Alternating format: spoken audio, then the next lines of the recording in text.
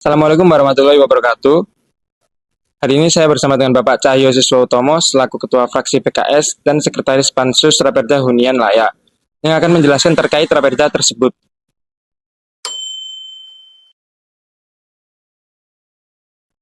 Jadi latar belakang di susunnya Raperda ini minimal ada 3 yang saya sampaikan. Yang pertama, jadi masih ada warga Surabaya yang tinggal di hunian yang kurang layak, bahkan tidak layak. Baik karena faktor ekonomi, karena kondisi bangunan maupun lingkungan permukiman yang kemudian menyebabkan mereka tinggal di tempat yang kurang layak atau bahkan tidak layak. Yang kenapa kok kemudian tidak layak atau kurang layak, karena memang belum memenuhi standar kesehatan, standar keselamatan, dan ini bertentangan dengan hak dasar warga sebagaimana diatur dalam Undang-Undang Dasar tahun 45. Yang kedua, selama ini penanganan hunian yang layak ini, penanganan terhadap hunian agar hunian ini yang layak masih tersebar di banyak sektor. Nah, rutilahu di satu sisi gitu ya, rusun di sisi yang lain, kemudian penanganan kumuh di sisi yang lain. Nah, Raperda ini mengintegrasikan. Kalau dulu terpecah-pecah di beberapa perda, nah Raperda ini mengintegrasikan, mengatur rutilahu itu di rusunnya juga diatur, rumah tapaknya juga diatur, penanganan perumahan kumuh juga, permukiman kumuh juga diatur gitu ya. Rumah kos bahkan kos-kosan juga ikut diatur di dalamnya. Sehingga di Raperda ini yang kemudian hari ini diparipurnakan dan sudah sah menjadi perda, ini ada satu sistem kebijakan yang utuh mengatur hunian yang layak di Kota Surabaya. Nah, yang ketiga, ada kebutuhan kepastian hukum dan standar yang jelas terkait hunian yang layak di Kota Surabaya. Sehingga kriteria hunian yang layak, kemudian mekanisme bantuannya, sampai kemudian pengawasan dan peran masyarakat itu juga diatur dalam Raperda ini. Jadi, Perda ini hadir untuk menyatukan, mengintegrasikan kebijakan-kebijakan yang sebelumnya itu tersebar di beberapa perda, kemudian memperjelas aturan-aturan, termasuk juga rutilahu, kemudian rumah susun, entah rusunawa ataupun rusunami, rumah kos ataupun kos-kosan, ataupun yang terkait dengan permukiman kumuh, bagaimana memitigasi atau kemudian memperbaiki permukiman kumuh agar menjadi hunian yang layak, itu juga diatur di sini, di perda ini. Sehingga harapan kami ada percepatan intervensi pemerintah dalam memastikan semua warga Surabaya khususnya itu mempunyai hunian yang layak di Surabaya. Itu minimal 3 yang bisa saya sampaikan terkait latar belakang dibuatnya Raperda Hunian yang Layak yang hari ini sudah sah, insya Allah diparipurnakan menjadi Perda Hunian yang Layak. Baik.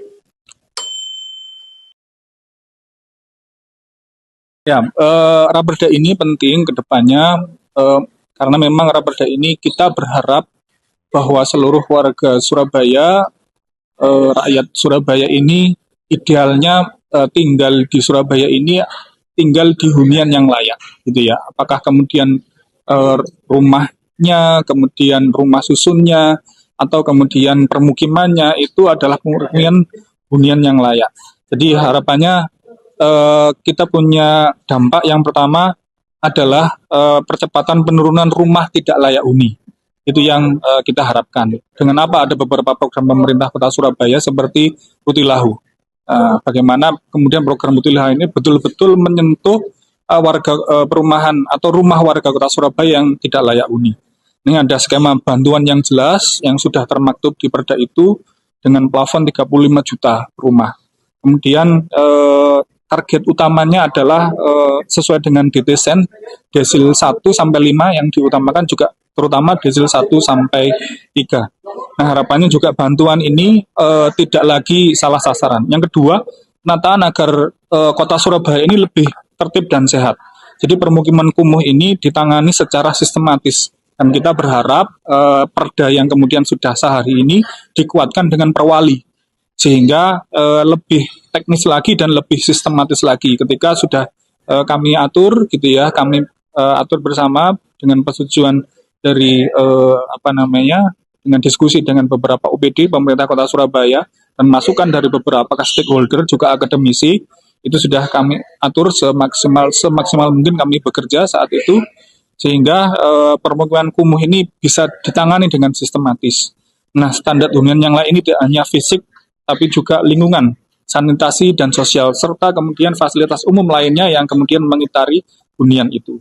Nah, dampaknya kami berharap ada peningkatan di sisi kesehatan dan kualitas hidup warga, terutama di kualitas huniannya.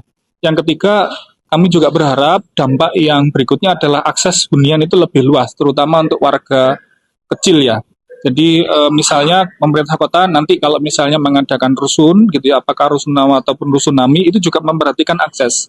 Ya, jangan kemudian membangun rusun itu jauh dari sekolah, jauh dari pasar, ya, atau jauh dari jalan yang kemudian menuju tempat kerja itu juga harus diperhatikan.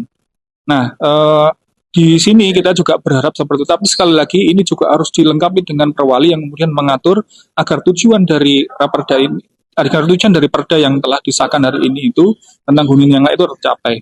Nah, yang keempat, tentu saja tadi sempat saya sebutkan ada kepastian hukum dan tentu saja pengendalian sosial. Ini termasuk pengaturan kos-kosan, izinnya, batas kamar, larangan, dan lain-lain ini juga diatur di situ. Dan ada kemudian kita juga mengatur sanksi administratifnya.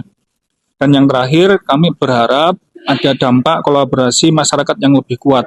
Apakah itu RT, RW, LPMK, komunitas, sampai kemudian dari pihak swasta, pihak ketiga juga dilibatkan.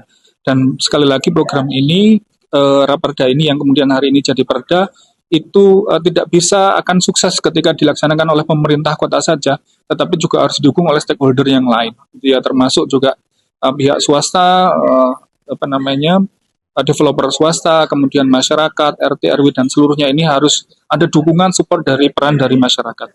Nah, terakhir perda ini kita berharap bukan sekedar konteks tapi juga konten gitu ya, bukan sekedar regulasi tapi ini adalah tools percepatan agar Surabaya bisa bergerak lebih cepat menuju kota yang warganya benar-benar hidup di hunian yang layak, sehat, dan manusiawi. Baik, terima kasih. Assalamualaikum warahmatullahi wabarakatuh.